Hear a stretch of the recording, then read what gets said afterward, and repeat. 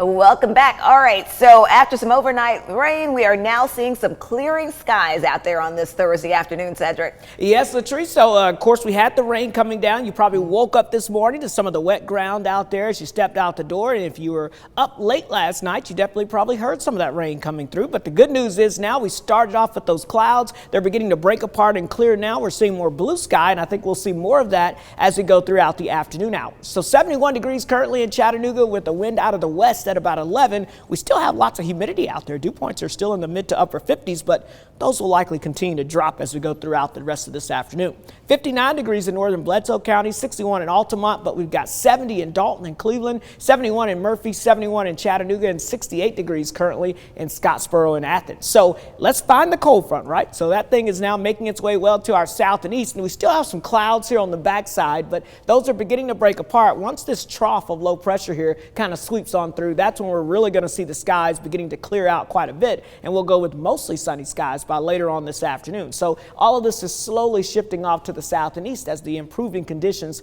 continue to kind of build into the area. So for the rest of this afternoon, again, we'll have some clouds out there right now, 71 degrees. We'll get into the lower 70s for most areas this afternoon, but notice again, we're expecting more sunshine to break out. You will notice the wind picking up a little bit, especially as we go into this afternoon, anywhere from between 10 to 15 miles per hour. And then heading into the evening hours, quiet conditions, but temperatures will start to drop off quickly once the sun begins to set. In fact, tonight we'll be looking at those mostly clear skies, so overnight lows will be dropping back down into the upper 30s to the 40s across most areas here in the valley area. So another cool night heading our way, and then as we go into your Friday, high temperatures back into the 70s here with that sunshine, maybe only in the upper 60s for the higher elevations. So let's talk about the cold front here, because this is the first front that's moving on through now, bringing us a surge of cooler air as we go into your Friday and the beginning of the weekend, but we really actually warm up ahead of another front by the second half of the weekend, so high temperatures will be near 80 degrees over the weekend. Then we track that second stronger front that moves in as we head into next week, and that's going to send us a more significant surge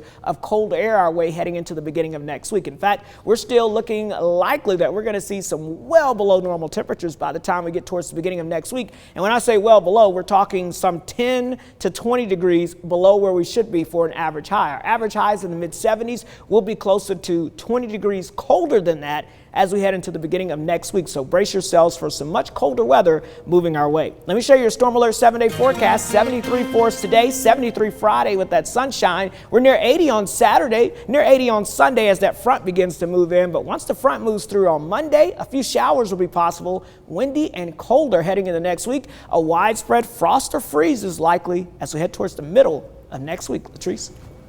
Wow, definitely some changes next week. Thank you, Cedric.